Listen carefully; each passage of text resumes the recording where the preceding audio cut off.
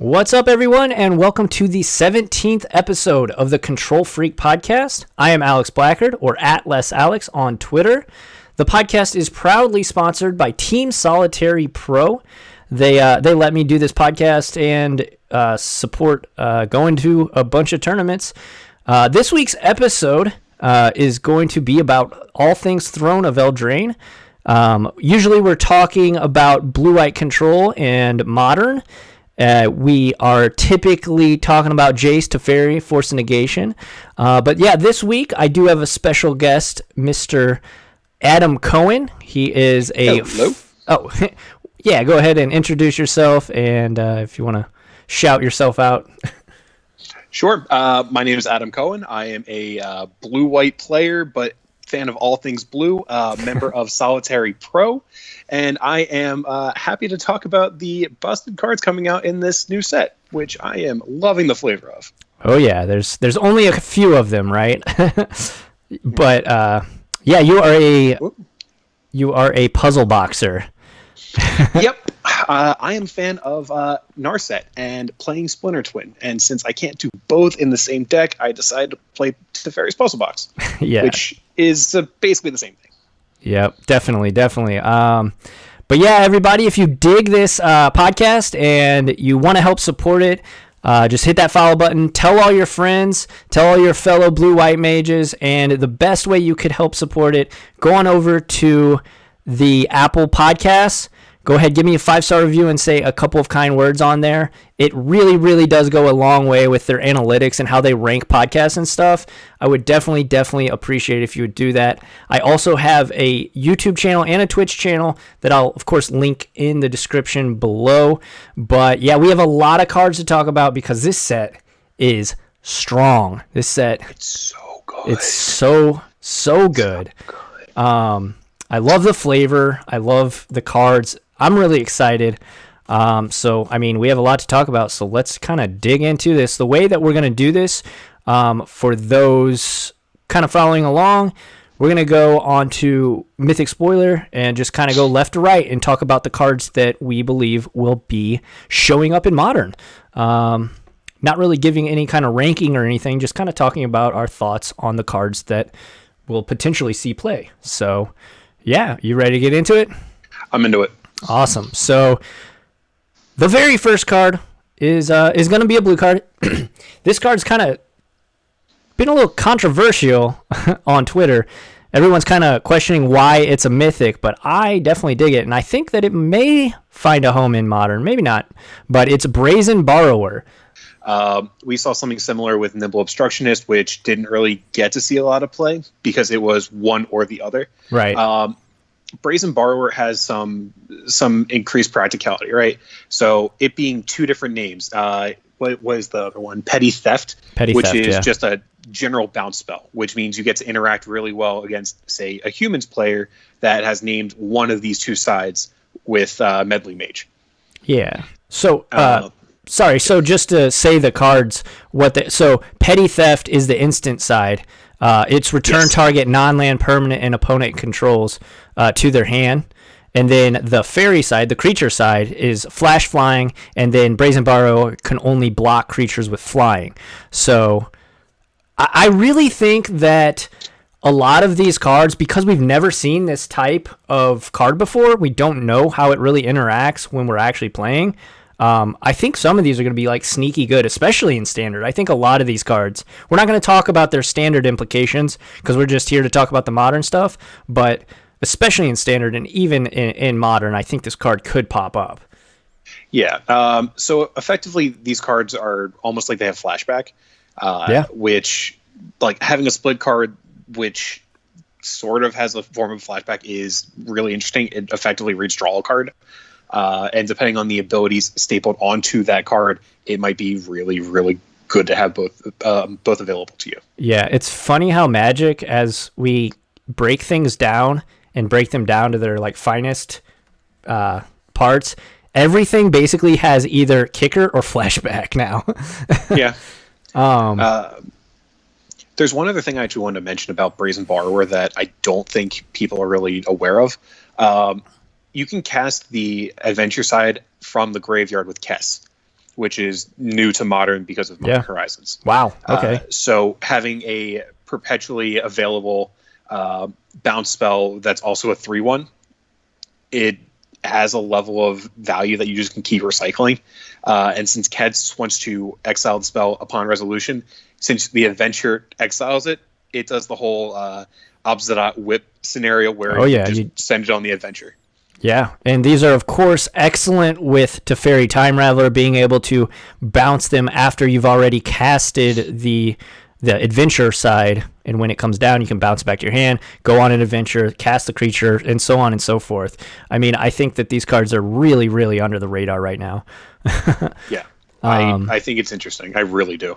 Yeah, so moving on, the next card is actually a green card. We don't talk about a lot of green cards on this podcast, but this one is definitely one, if we're playing Stoneblade, if we're playing any type of control, we're definitely going to want to be aware of, because this kind of fits nicely right into Jund. I don't know if there's another 4-drop in the spot, but this is Questing Beast. So it's 2 GG, Legendary Creature Beast, Mythic, for a 4/4. And its text box is huge. It does basically everything. It has Vigilance, Death Touch, and Haste. Questing Beast can't be blocked by creatures with power 2 or less, i.e. Snapcaster Mage. Combat damage that would be dealt to creatures you control can't be prevented. Whenever Questing Beast deals combat damage to an opponent, it deals that much damage to target Planeswalker that player controls. Holy smokes. What are your initial thoughts on this this beastly boy?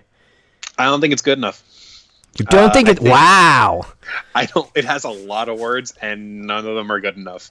I think that it competes with Thrun, which hasn't really been that great recently either. It competes with Huntmaster. It competes with Bloodbraid. It competes with Kalitas. Like, there's so many cards that do more important things than be, admittedly, a Death Touch, Haste, Vigilance thing with more text.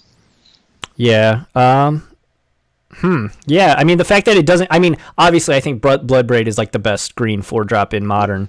It's really hard to beat that card. So when you put it in that context, I definitely agree. But it is... I mean, people are going to try these cards, right? I hope so. I definitely think... I definitely think if you're out going to an F&M week 1 of quote-unquote new Modern, basically Modern with Eldraine, be ready for these kind of cards, all these cards, because people will be testing them, hopefully, especially at F&M. Yeah, I think Questing Beast might actually see like a very, very fringe play with the mono green deck, the like stompy. Sure. Like it having haste is really, really helpful, especially when you're trying to curve with Strangleroot Geist and other just aggressive elements. Yeah. Being able to throw a Rancor on a Death Touch creature feels insane. Oh my god, yeah. Just deal 1, do the rest to you. Yeah. I don't know if it's good enough, but I'm looking forward to seeing it. Yeah. It definitely looks it looks very menacing, that's for sure. Yeah. So this next black card we have is another mythic. It is so it's the Cauldron of Eternity, and boy, does it cost $1 billion. It costs 10 black for legendary artifact mythic. Does it? Yeah, no. But does it? It doesn't really, does it? But does it? I guess you're right. It really, really doesn't. But it costs 2 mana. So yeah, people are talking about this card in Dredge. People are talking about this card in like Vengevine style decks. But let me read it to you. This card costs 2 less for each creature card in your graveyard. Whenever a creature you control dies, put it onto the bottom of its owner library. 2 and a black. You can tap it, pay 2 life, return target creature from your graveyard to the battlefield. Activate this ability only anytime you could cast a sorcery. Boy. So Dredge at one point did the splash for Burial Rites. So I think a similar style with this is really, really interesting. Being able to put in incidental hate pieces in your deck, like Elvish Norn or Iona, can really just hose a player outright. And it being 2 mana to activate, and also it's a dice trigger, so it doesn't necessarily care how the creature gets in as long as it's not from the battlefield. Yeah. This card, I mean, it's just so much mana. I don't know. I guess it's probably going to see play, right? Like, I'm not 100% sure. I really hope it does. It looks really interesting. Though having a 2 and a black instance of reanimate over and over again is scary. It's really scary. Yeah, my biggest thing though is how big of a downside is whenever the creature dies, put it on the bottom of its owner's library. How big of a downside is that? You still get the dies trigger, which is relevant for a lot of these decks. If a thing has Undying, I believe you can stack the trigger to return the creature to the battlefield. Okay. So it's not like a rest in peace replacement effect, right? Yeah. I'm just thinking like in Dredge, if the creature dies, like you want that creature to go back to the graveyard, you know? Yeah. But yeah, it's definitely interesting. I don't really have too much to say about this card because this is definitely not a card for me. I would just say that it's definitely, people are, again, all these cards, I'm going to be saying that a lot. They're going to be playing with it. They're going to be trying it. There's one more of this cycle that I want to touch on real quick. Yeah, go for it. The Great Henge is 7 green for a legendary artifact. It costs X less to cast, where X is the greatest power among creatures you control. That Galta text.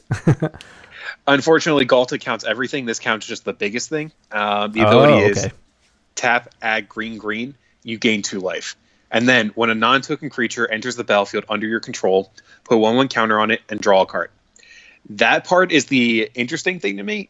This is another instance of Malira and Afenza Vizier for your Druid combo, right? So if you have a sack outlet and a persist creature, you can get the Malira chain off again, and each time draws a card. And it's interesting to see it if you want to go more of like a straight mono green route. Probably just going to be EDH shenanigans, but it's interesting to talk about. Yeah, pointing out, like, that's what I like these episodes to be. If any of the listeners haven't heard any of my previous review episodes, I definitely suggest you go back and listen to them, because I talk about a lot of cards that could potentially see play. Like in Modern Horizons, I talked about Gift, the white elephant. I thought that potentially could see play, but anyways, let's moving on down the line. Where do we go next? We have, of course, probably the best card in the set, maybe. Please tell me you're talking about Emry. Emry, Lurker of the Loch. This is a 3 mana, so 2 colorless blue legendary creature, Merfolk Wizard rare for a 1/2. But oh boy, this spell casts 1 less for each artifact you control. So basically, affinity for artifacts.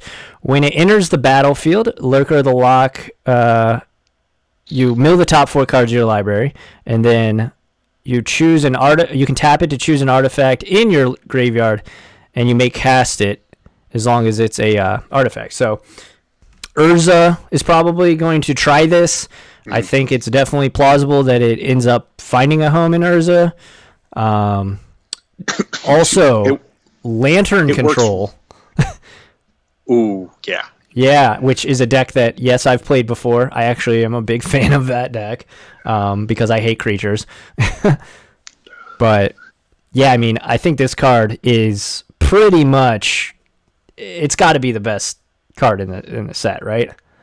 I think so. It's one of the strongest cards that's been printed in a long time, and that's saying something, including Modern Horizons. Yeah, I mean, we are on a power hype right now from War of the Spark, and then Modern Horizons, and now this set is fun, but it's also really spiky, and I'm loving this set. Emry definitely is going to see play, whether it is in that Jeskai Ascendancy deck and creates a brand new deck, which I'm always a fan of. I love when new decks enter the format. I think Emry's real good, and it hopefully gets Mox Opal banned. That's all I'm saying. Then they'll switch to Mox Amber, and it'll probably be just as good. If Affinity wants to play Mox Amber, all the power to them. Please. Oh God, no! please. See, I'm in the camp. Okay, in that discussion, I'm in the camp of they'll probably never ban Mox Opal just because they can always ban the cards around it as an excuse, right? I'm just going to look at my playset Splinter Twin in my binder and respectfully disagree. It's okay, bud. It'll be back eventually, right? I hope so. I hope so much. Do you have any cards on this row that you want to talk about? I don't. There's one. No, I don't. The card below Emery. Oh, the Fae of Wishes is the one you're talking about, I think, right? Yeah. So let's move on to Fae of Wishes. Wishes are typically very, very strong effects. I've played my fair share of Cunning Wish in Legacy. Oh yeah. This costing 3 and a blue is prohibitively large, and that's true. I'm not sure if that's going to stop it. If there's some way of reducing the cost or some combo build around, I think it has potential. It is important to note that it's 3 and a blue that turns into turns into somewhat of a threat, right? Like that's definitely not nothing. A 1/4 flyer with a discard outlet attached to it seems interesting. I don't know if... Yeah, that's something that I hadn't even considered, just because I'm never thinking in that space. But yeah, could a deck like Dredge or something even want this, or no? They don't want to mess with their mana base, maybe. I don't think Dredge wants this. I think it's way too expensive. But we still had the cycle, or not cycle, the Ghoulsteed type cards, the scabs from Shadows of Innistrad that return themselves from the graveyard if you discard cards. Sure. Yeah. Oh wow. Yeah. Something like that. This may have some sort of, okay, we've created a discard outlet engine, let's do some madness stuff. I don't know. Yeah. In fact, Fae of Wishes kind of works very, very well with Emery. Which is terrifying. That is very true. You could discard your artifact and then rebuy it with Emery. Cool. So moving on, there's another card here that I do want to talk about. It is the Javier Dominguez. We essentially have invitational cards back. Javier Dominguez is the Fervent Champion. So Fervent Champion is 1 red for a creature human knight rare. It is a 1/1. It has first strike, haste, and whenever it attacks, another target attacking knight you control gets +1/+0 until end of turn. And more importantly, I think for Modern, the most important text is right here, which is equipped abilities you activate that target Fervent Champion costs 3 less to activate. Mm-hmm. And it's Javier Dominguez, which is so sweet. Application here with Steel Shaper's Gift. So you could loop your artifacts. Yeah. So yeah, Steel Shaper's Gift's a 1 mana sorcery that basically does the first half of Stoneforge Mystic and goes to find an artifact. But yeah, right. I think Fervent Champion's like a sleeper card. Typically, these invitational, I know it's not an invitational, so they put the likeness of players on cards again, finally, which I think is awesome, when you win Worlds. So he won Worlds last year. They grandfathered him in, and I think the card is awesome, and I definitely think that it has potential. I'm not saying it's going to be a world breaker or anything, or format definer, but there's going to be some sweet decks, I think, that pop up. Oh, you know what? We made a boo-boo. It's red or white instant with CMC 4 or less. So we can't get the Steel Shaper's Gift, but Sunforger does have equipped 3. So you can get multiple copies of Path to Exile or Lightning Bolt or Helix to clear the way and then swing in with this creature. And he's got first strike too, which is insane. Yeah. If you make this boy big, because Sunforger gives it what +4. +4, so he'd be a 5/1 with first strike. That's pretty insane. Yeah, especially as early as turn 3. Yep, turn 3. That seems like a reasonable clock still. Yeah, again, I'm not saying it's gonna, break the format or anything, but it's definitely something to look out for. Anything else you want to say about Fervent Champion before we move on to this black card down here? I think we're good on that one. It's an interesting one drop. I'm glad that they brought back the invitational cards. Oh yeah, it's awesome. I love it. The fact that so many other like bad card games did that, and the fact that the best card game is finally doing it again is very exciting to me. Oh yeah, absolutely. So moving on though, we do have Murderous Rider. This is an adventure card. This card is going to define Standard. But in Modern, I definitely think it has a chance, a fighting chance. So Murderous Rider is 1 colorless black for a creature zombie knight rare. As a creature, it is a 2/3 with lifelink, and when it dies, put it on the bottom of its owner's library, and its adventure half is an instant. It's called Swift End for colorless black. Destroy a target creature or planeswalker. You lose 2 life. That is Hero's Downfall with a slight downside, but yes, Hero's Downfall did not ever have a reoccurring 2/3 with lifelink attached to it. It effectively draws you a card, and the body isn't irrelevant. It being a lifelink creature with 2 power, like Gifted Aetherborn has seen very, very fringe play. Yeah. It's interesting, and zombie is not an irrelevant creature type. Oh yeah, Knight might not be either. I know there's a lot of people not going to be tier 1, obviously, but again, F and M decks definitely care about Knights. But yeah, Murderous Rider I think could definitely see play. Hero's Downfall saw some play. And anytime there's a card that kills planeswalkers, I just shudder. I'm like, no. Why quit printing these cards? Stop it. Leave my Chase the Mind Sculptor alone. Cool. So, have anything else to say about Murderous Rider? I think we're good. It's just an objectively good card with a lot of good words on it. Definitely. And I think, again, in Standard, this card is going to be a linchpin of the format, and it is going to, the format will take shape around it. Yes. So moving on to this red card here, this is Fires of Invention. This is one that I did want to point out. It seems pretty sweet. So Fires of Invention, 3 mana, 3 colorless, and a red, so 4 mana total. Enchantment, rare. You can cast spells only during your turn, and you can only cast 2 spells a turn. But with that downside comes the huge upside of you can cast spells with converted mana cost less than or equal to the number of lands you control without paying their mana cost. Pretty freaky, pretty cool. Cheating on mana is always good. I have some ideas with this card. Shoot. I think the Taking Turns deck, as well as the As Foretold, either Living End build or the Rhinos build, could really use this card. So it comes down on 4. Then you can immediately play, say, Jace the Mind Sculptor. Yeah. Once you have 5 mana, you can start playing your extra turn spells for free. Oh, so you can play multiple copies of those in a turn. That deck typically was playing like Howling Mind, Dictative Crewfix, but this build would allow them to play Ancestral Vision. So it's a 0 drop, so you can assumedly cast it with this card. And it's your draw 3 engine.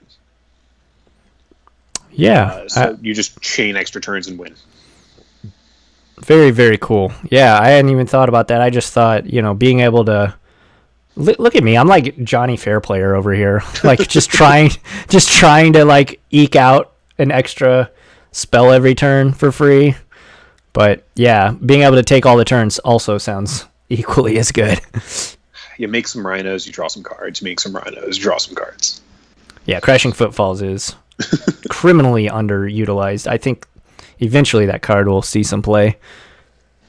Yeah, I just hope the shell is good enough. Maybe if we get why am I blanking on it? The Cascade Shardless Agent. Oh yeah, in Modern. Eventually. Fingers crossed for Modern Horizons 2. As if Modern Horizons 1 didn't already damage enough. I think they should have done more. I think with Modern Horizons, they should have done more reprints and less new cards. That's just a hot take. We finally got Manowar, which is about time. But right. All right. Moving on from Fires of Invention, we have Charming Prince. This is one in the pre-show you're pretty fired up about. You want to kind of take the wheel on this one, explain what it does, and then... So Charming Prince is a 2/2 for 1 and a white, is a human noble. So it's a human, which is important for Modern. Yes. He's also a charm, specifically Modern humans. With your Aether Vial, you can blink your Thalia's Lieutenant to give an extra +1/+1 to the team. You can reset your meddling mages. You can save one of your creatures from a kill spell. Or if you have a very important card you want to have survive a Wrath, because the creature enters back at the end of the next turn, at the end of the turn, you can flash it in effectively and save your important card.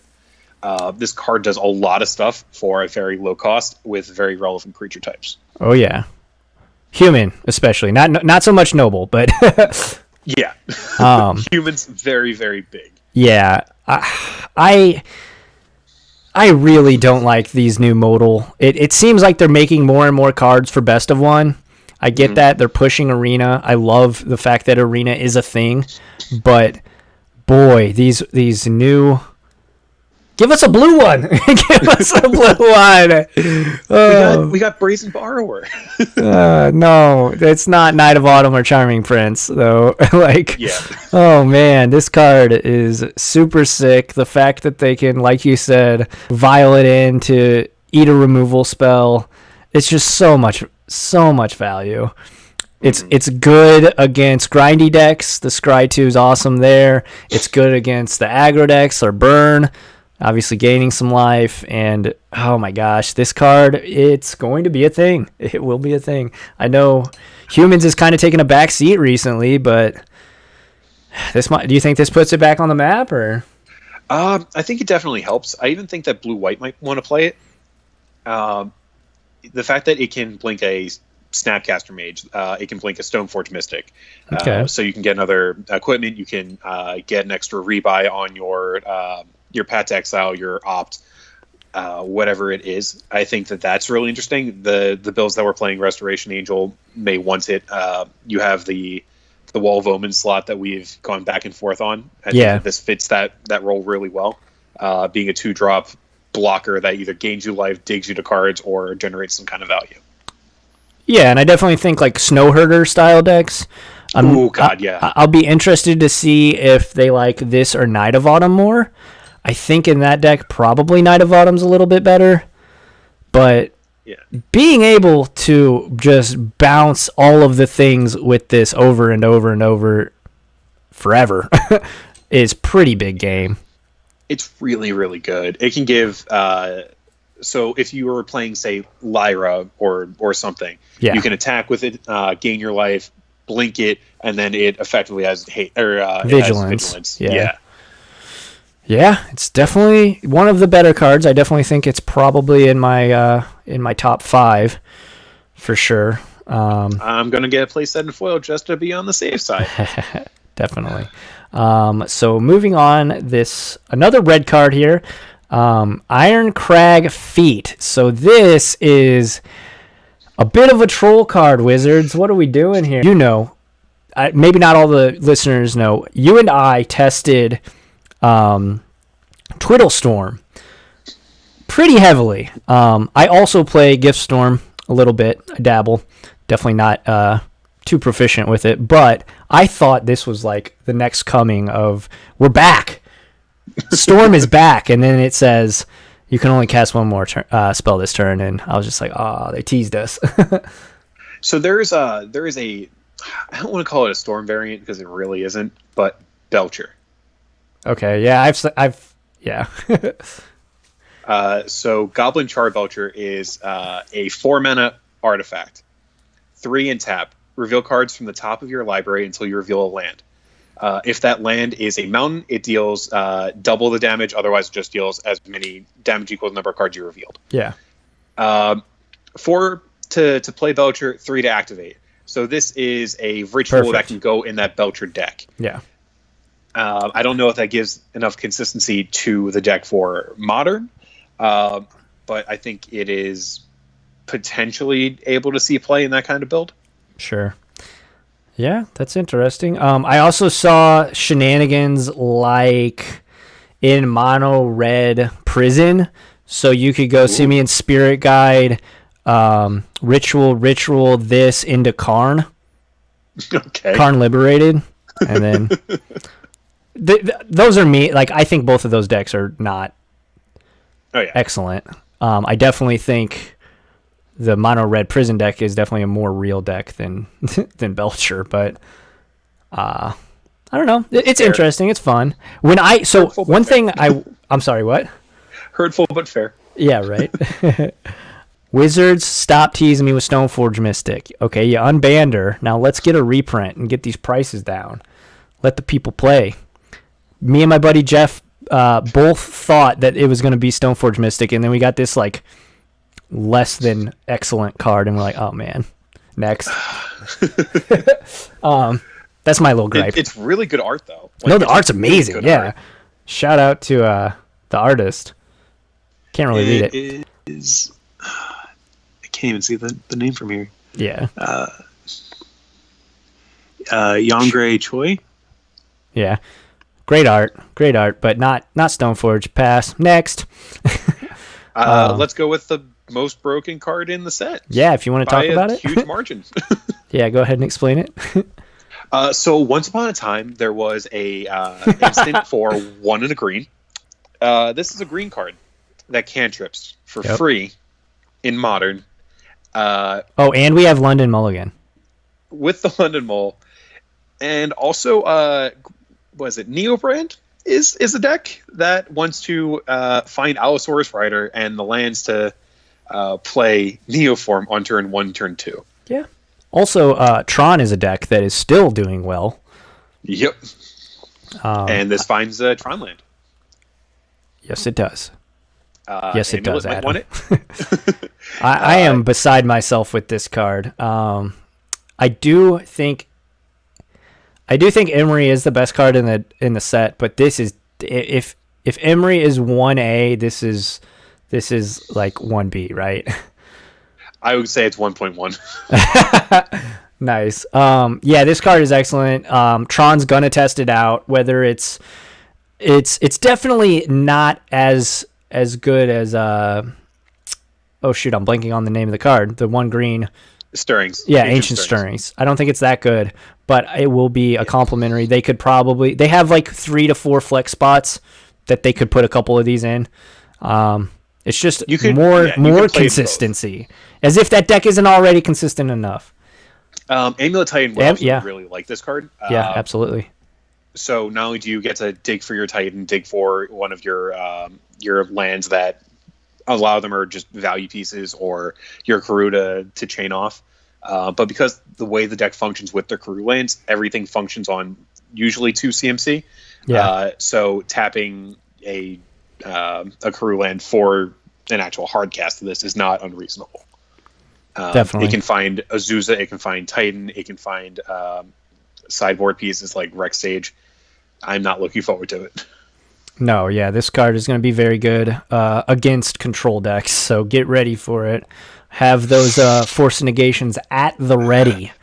Yep. I already believe we should be playing 3 in traditional control. I definitely think potentially 4 might be correct after this set comes out.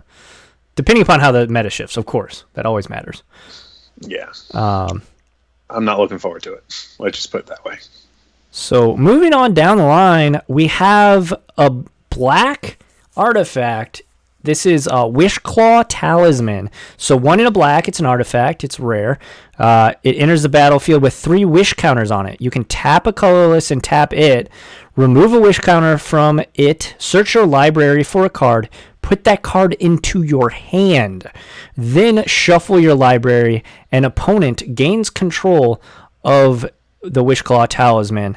We were talking a little bit before we went on. It's not activated at sorcery speed. It's activate only on your turn. So you can do things with Voltaic Key or Manifold Key, which is also in standard with this card for some godforsaken reason. So you can tap to activate it, holding priority, untap it with Key, tap it again.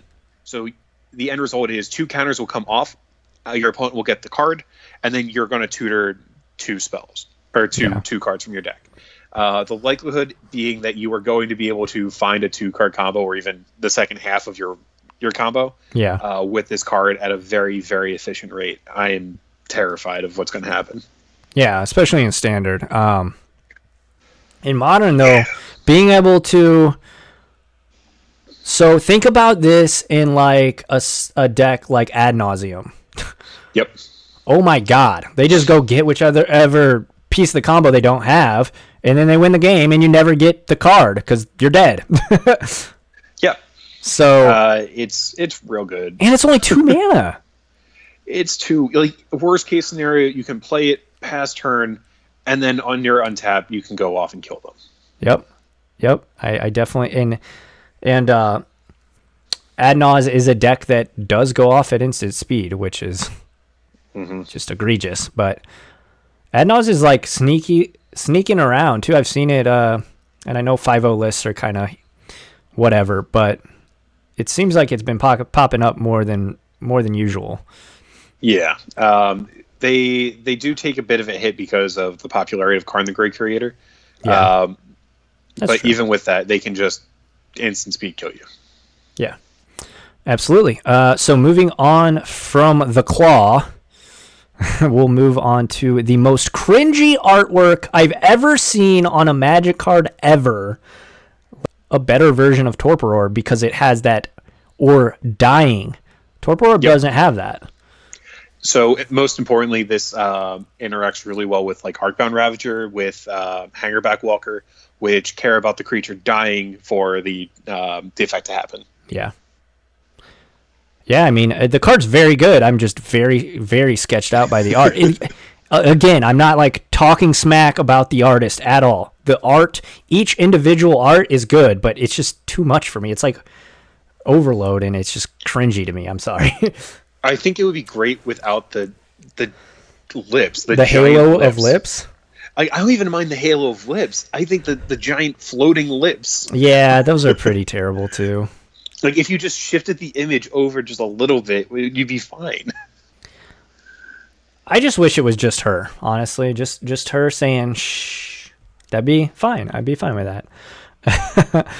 Okay. There really aren't too many instants or sorceries, or excuse me, commons or uncommons I wanted to really talk about. Were there any that you wanted to touch on? I really want to mention Witch's Vengeance, which is 1 black for a sorcery. Creatures of the type of your choice get -3/-3 until the end of the turn. Because Humans is a popular deck, because Goblins is a popular deck, because Merfolk was a popular deck in 2014. I think that having just a one-sided Wrath that gets underneath Gaddock Teeg is really, really helpful. And it's not a card that your opponent's necessarily going to name outright. I think the first copy is going to name, if you're on a black deck, going to name like Damnation or Fatal Push. Yeah. So having this in your back pocket as a sideboard tech is really, really good. Yeah, absolutely. There is one common that I do want to talk about. It has a chance. I'm not sure if it's good enough. It's definitely not Faithless Looting. Merchant of the Veil is an adventure card. So Merchant of the Veil is 2 and a red creature, human peasant, common 2/3 as a creature. You can tap it, or you can pay 2 and a red, discard a card, and draw a card. But its adventure side is an instant speed. It's called Haggle. For 1 red, you can discard a card. If you do, draw a card. So definitely not Faithless Looting, but it is an instant, and it does come with a body. So there are actually 2 other cards that 2 uncommons that I think we should also talk about when we're bouncing back. Sure. I mean, there's not much to say about this card other than I don't think it's good enough to get there, but I think people will. Again, I've said it before, I say it again. People will try it. Especially be on the lookout for this card at F&M. But what else did you want to talk about? First, I want to talk about Deafening Silence, which is a... Sure. Completely forgot about that one. A single white enchantment. Each player can't play more than one non-creature spell each turn. It's harder to kill than, say, Ethersworn Canonist, and you can make your deck in such a way that it is not as symmetrical. Yeah, how important... So we have Rule of Law in Modern, and it doesn't see much play. Because it costs 3 times as much. Yeah, so you think it's because of that? You think this card is just that much better? Oh, incredibly. So Rule of Law is 2 and a white. Each player can only play 1 spell each turn. Because it costs 3, a lot of the combo decks can either get underneath it or they just don't care about it. But this coming down on turn 1, for example, or well before your storm opponent has reached a critical mass of spells. Yeah. Like it stops them from being able to build their deck up to that point. It's even good against Tron, right? Like how many times has Tron chained the Chromatic Star and Chromatic Sphere into Stirrings? They don't get to do that. Yeah.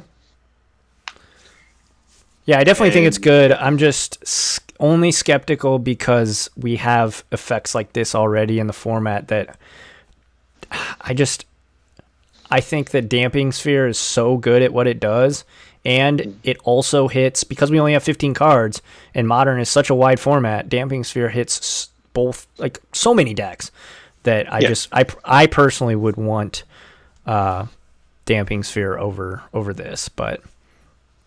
I definitely think this is, people are going to try it, and it might end up being excellent. I think it's especially good for Eternal formats, and I think that you'll see maybe 1 or 2 copies in White X creature-based decks moving forward. Yeah. And there's one other uncommon I really want to talk about, which... Bacon to a pie. All right. This is 2 black. No. So kind of similar, but it's because it's removal. Glass Casket, which is not Suppression Field, Silk Wrap essentially, but an artifact. So it's 1 and a white for an artifact, incidental sideboard tech that you can bring in against a creature combo deck. It just being a effectively tutorable removal spell. Yeah, I mean, I hadn't even thought about it in Urza, but now that you mentioned Urza getting a O-ring, that's pretty disgusting. So, and it being able to eat a Collector Oof is really big for that deck. Oh yeah, that's very, very fair. So moving on from that over to the Planeswalkers, specifically there's one that I think is a stone cold lock to be pretty damn good in Modern. And there's another one that might not be on players' radars. So the first one is the Royal Scions. This is Will and Rowan Kenrith, which they're pretty much the main characters of the set. So I knew going in, I'm sure a lot of people knew going in, this card was going to be pushed. It's a colorless blue-red for legendary Planeswalker, Will Rowan. It is a mythic. It has 5 loyalty. 5 loyalty as a 3-mana Planeswalker. That's insane.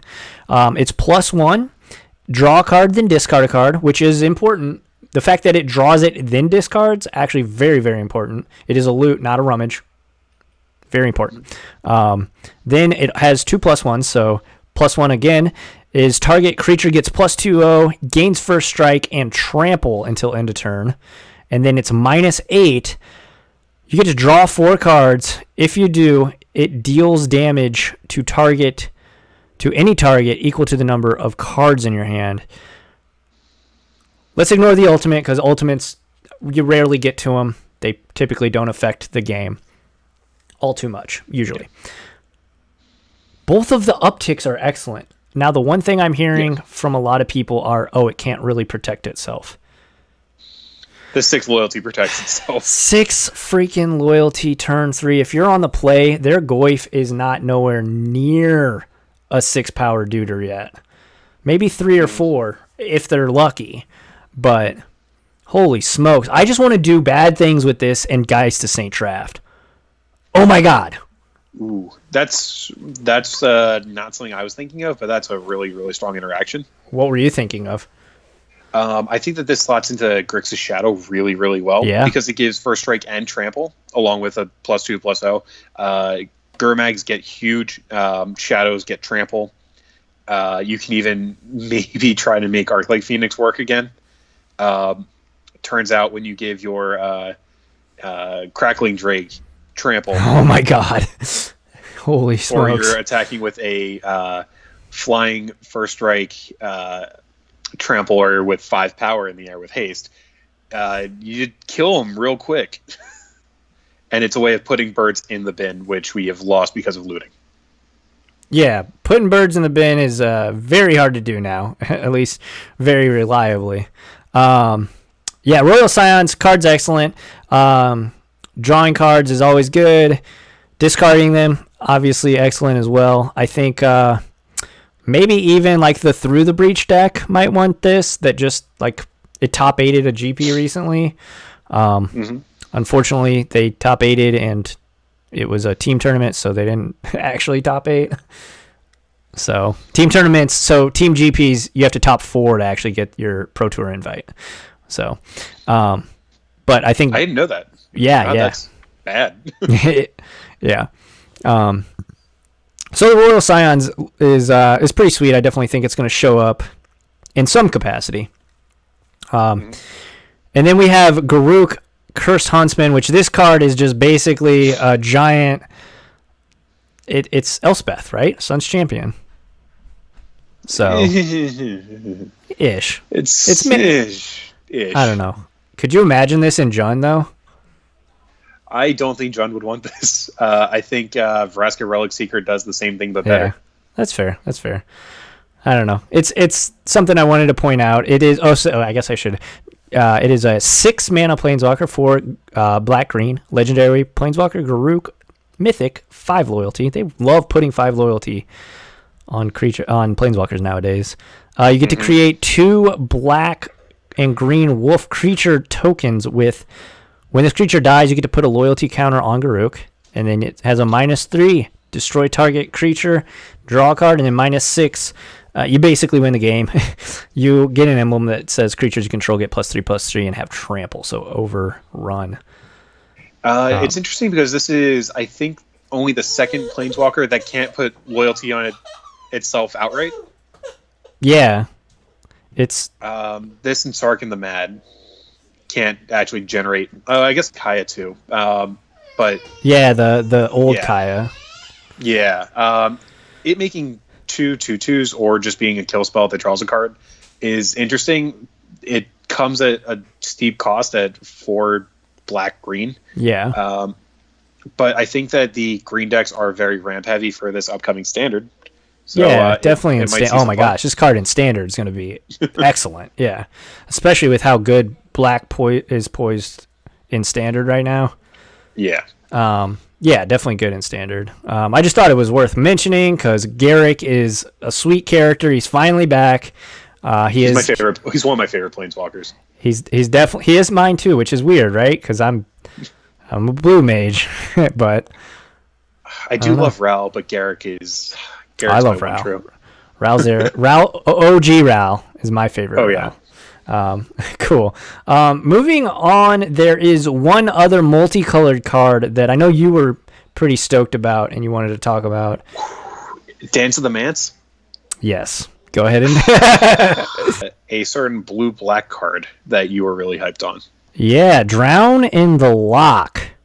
This card is pretty sick. Not just for mill, so let me explain this one here. Drown in the Lock, black and a blue for an instant uncommon. It's a choose one, so it's got 2 modes you can choose. It has counter target spell with converted mana cost less than or equal to the number of cards in its controller's graveyard, or destroy target creature with converted mana cost less than or equal to the number of cards in that controller's graveyard. There's fetch lands in Modern, and typically people like to play fetch lands. this also could potentially go in some kind of Grixis Death Shadow, but obviously I think the perfect home for it is Mill, which is creeping every single set. It's creeping closer and closer to being an actual deck. Having just Counterspell and just Kill Spell, it's not even Doomblade. It's better than Doomblade, but it's like a Smother variant, right? Basically, yeah, except So, but yeah, moving on down the line, was there an artifact you wanted to talk about? Yeah. So, Endless One's a good card, right? Pretty decent. So, at the loss of not being able to use Eldrazi Temple and in Legacy use Eye of Ugin to make it cheaper, this card is a strict upgrade on it, right? So it is Stone Coil Serpent. It costs X. It is an artifact creature, Snake. It has reach, trample, and protection from multicolored. When it comes into the battlefield, it comes into the battlefield with X +1/+1 counters on it. So it is a very, very strong card that has some practical use. It has protection from multicolored, so your Abrupt Decays, your Assassin's Trophies, your Kolgan's Commands can't hit this card. Yeah. And so it makes a very, very big boy. Big boy. A big boy. And I think that it might see some fringe play in Eldrazi-style decks or some big mana decks. Yeah, I definitely agree. I think you pointed it out to me in the pre-show, and I was like, okay. I see it. I see it. I see your line of thought. Cool. So moving on down the line, we have all the castles. All the castles are playable. I'm just going to lump it together, and I'm going to say that on the record. I'm putting it on wax. They're all playable. But what's the most playable? Probably the green one, Castle Garenbrig. Yeah, that's right. Like, that one's probably the most playable. So, Castle Garenbrig. So it has the same as all the other ones. If same ability that it enters the battlefield tapped unless you control a forest. All of them have that same ability for mountain, swamp, island, and plains. You can tap it to add a green, of course, and then you can tap 4, tap it, add 6 mana, spend this mana only on creatures or to activate the abilities of creatures. You know what's a creature? You know what costs 6 mana? Titan? Primeval Titan? Primeval Titan. This card is terrifying in Amulet. Ballista for 3? Yikes. That's pretty gross. It's real good. Yeah, jumping the curve for prime time is a problem, especially in Amulet, right? Where you don't even care if you have the forest because you have the Amulet, which if you have multiple copies, it makes extra green. Yep. Oh man, this card's gonna be a problem. I don't like it. I was in the MTG Arena Facebook group and people were talking about it, and somebody was like, "This card's terrible. You're only getting 1 mana." I'm like, y'all have never played with Soul Lands, and it shows, because holy smokes, this thing is gas. Yep. But moving on to the other more blue-white friendly ones, we have the Castle Ardenvale. This is one that you kind of pointed out in the pre-show, potentially being good enough to be in Stoneblade. Yep. So I even mentioned this in the SolitaryPro group chat, right? Yeah. Where I was looking to build a Stoneblade variant. I wanted to run some spicy one of, and so I wound up buying a foil copy of Kirkkeep and Moorland Haunt, because having a land that can produce extra bodies which hold swords is really, really strong. Oh yeah. And then they went and printed this. Just better Kirkkeep. Which is just better Kirkkeep. It makes dudes that can block, that can sacrifice to a Liliana's Minus, to a Kaya's Guile. And those tokens can not just block things, they can carry swords really well. Swords, yeah, that's That's what I'm most interested with this. Yeah, it's real good. Sword bearers. Cool.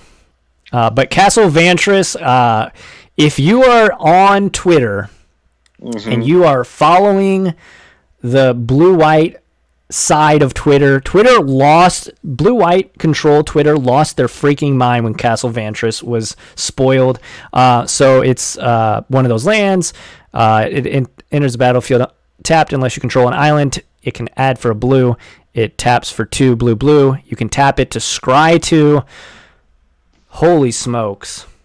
Yeah, so like not only is this just a good card, like back in the day, Merfolk was playing non-island basics like what was it, Minamo, just so it got around choke. So this does that already, which makes it marginally playable. But then the actual ability on the card is good.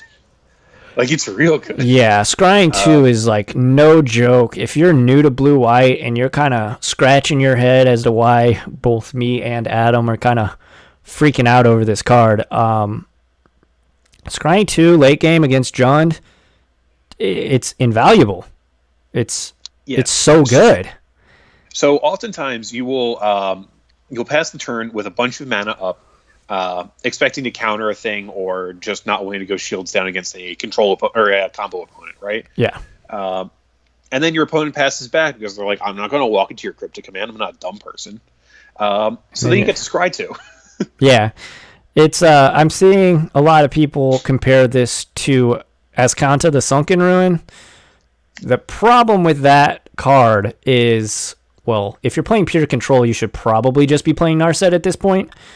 You kind of get your cake and eat it too with her, but this is, it's a land. We want lands in our deck. We want lands in our deck, and this is just, it doesn't draw you a card, but boy howdy, scrying 2, when you are hellbent against your Jund opponent, who is also hellbent, is very strong, because a lot of those games, Abzan, Jund, any fair grindy deck is going to come down to the top decks typically. These lands are going to see a lot of play. Yeah. They're just going to see play. The black one draws a card for 3 mana, and then you lose life, and then the red one for 3 mana, creatures you control get +1/+0. Both are playable, I think. We were talking about in the pre-show, they're all good, just which one's the worst. I personally think the red one's probably the worst, but I mean, goblins maybe might play it, but... So, like, Embereth is really, really good, especially in Standard. Sure, I keep going back to that. I think Castle Locthwain is the least good of the cycle, and if a free card draw on a land is the worst of this cycle, I'm really looking forward to it. Yeah, definitely point taken there, because what's funny is, like, we're both blue players, and the worst of this cycle is the only one that says draw a card on it. So yeah, they're so good. These cards are very good. I'm very glad these are not scry lands. That's what people were like. They were all thinking it was going to be, but they are. I don't know, castle lands, I guess. Yeah. I think castle lands the go-to name here.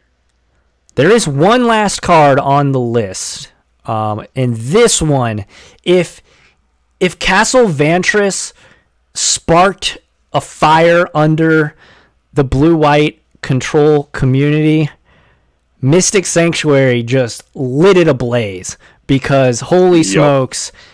So Castle Vantress was spoiled, and then a couple hours later, Mystic Sanctuary was then spoiled, and everyone was like, well, Castle Vantress out, Mystic Sanctuary in.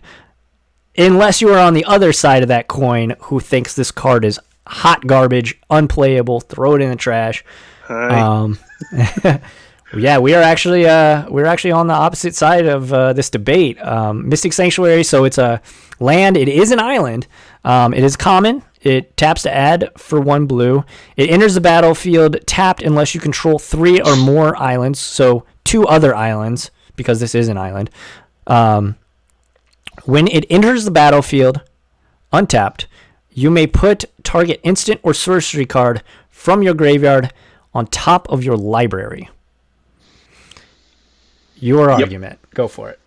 You have 30 seconds. Go. No. I don't think that. Okay, so I don't think this card is bad. I think that it's not great in Modern. That being said, if there is a shelf for it, a Miracles Terminus style build of the deck is the right way to go. It rebuys Terminus, and that's insanely good. I think that Miracles and Legacy will play it.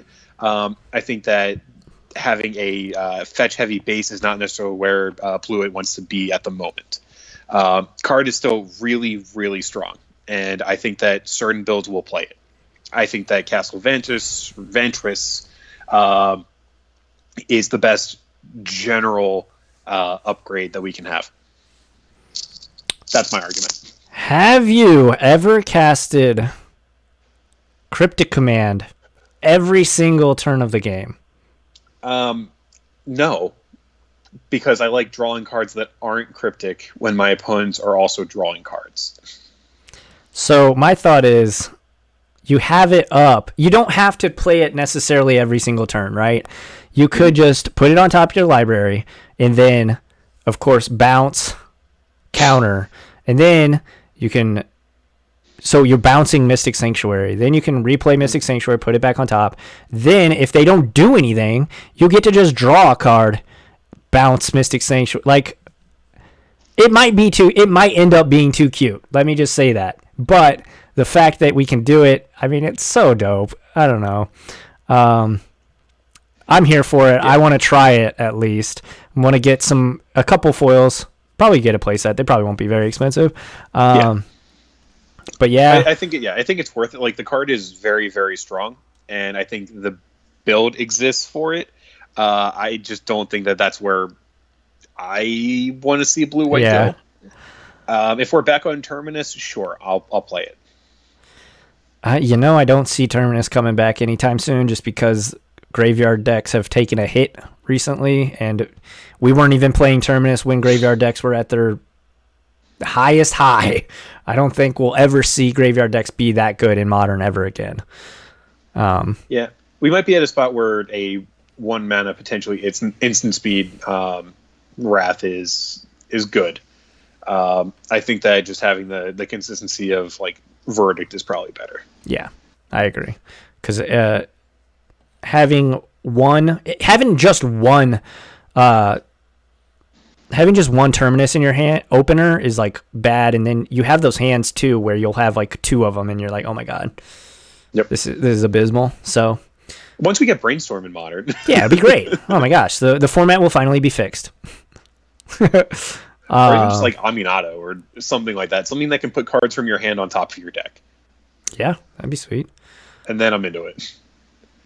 I mean, we do have Jason Mind Sculptor, which is pretty good. Yeah. One last card we could talk about. What's that? Fabled Passage. Oh, sure. Yeah, so Fabled Passage is a rare land, very similar to another rare land we just got. Fabled Passage... It's a rare. Tap it, sacrifice it, search your library for a basic land card, put it onto the battlefield tapped, then shuffle your library. Then, if you control 4 or more lands, untap that land. So, kind of like a Prismatic Vista, except you're never paying life for it. But, flip side of that coin, it's sometimes not entering the battlefield untapped.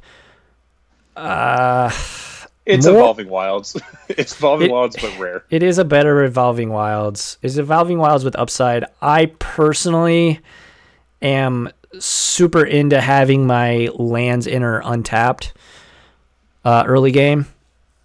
So I will not be trying this. But I can see where people would try. Great budget option. Don't get me wrong. Great budget option. I think this card is insane in Standard, though. Let me say that. Yeah, it's really helpful. Back in the day, I played Restore Balance. Nice. And so that deck, unironically, just played basics and played Evolving Wilds, in addition to actual fetches, right? But being able to find the basic that you need, bounce it back to your hand with border posts and keep your land count down was fine. So it's a slight upgrade for that deck. Sure. Though I don't think that deck has existed in a long time. Yeah. No, I'm a fan of it, and I'm definitely glad you pointed it out for the listeners. Any other cards overall that you want to talk about from Throne of Eldraine? I think we covered basically everything that's that looks plausible, good modern. Or looks. The only thing I could possibly imagine is like Bone Crusher Giant. So the first half of it is an instant. It's an adventure. 1 in a red. Damage can't be prevented this turn. Deal 2 damage to any target. Oh my gosh, yeah, the red one. Yeah, so it's basically Skullcrack. You lose 1 point of damage, but it can hit a creature. It can hit a player. Also, Planeswalker. So a little bit different than Skullcrack. And then the other half of it is a 4/3 creature giant. Whenever anything targets it, the controller of that takes 2 points of damage. So it is a big boy for 2 in a red that is also a removal spell that can prevent damage. So maybe I'll see play, maybe it won't, but it's an interesting card to consider. Oh yeah, definitely. I mean, the whole theme of Eldraine, I love. I love Shrek. I love the Grimm Fairy Tales. I know that this set is getting not backlash, but kind of it's been the subject to many memes. But I dig it. I think the set power level wise is right. It's on point. Like this set is very powerful. But yeah, any last words? You want to shout out your Twitter handle and all that stuff, or before we close it up? So feel free to follow me at Adam E. Cohen, ADAMECOHEN, on Twitter, and that's really it. Gamertag is AceXSpades if you would like to follow my stream when that goes up, probably in the next couple weeks. Awesome. I am in the process of getting all of that situated, so happy to join the family. Definitely. Awesome, Adam. Well, you're always a good hang. You're always insightful as always. And, thank you, Alex. But yeah, everybody, thanks for hanging out. Thanks for listening and watching if you're watching this on YouTube. Big shout out again to the sponsor of the podcast, which is SolitaryPro. I will leave a link to their Twitter handle in the description below. As always, I definitely appreciate it. And if you dig it, make sure to like, follow, subscribe, all that jazz. And if you really, really do want to help, it goes a long way. Head on over to Apple Podcasts. Give me a 5-star review. It helps the analytics, the rankings on the the rankings over there. It helps big time. So other than that, thanks everybody. And as always, be kind to one another, Magic players. Have a good night. Good night.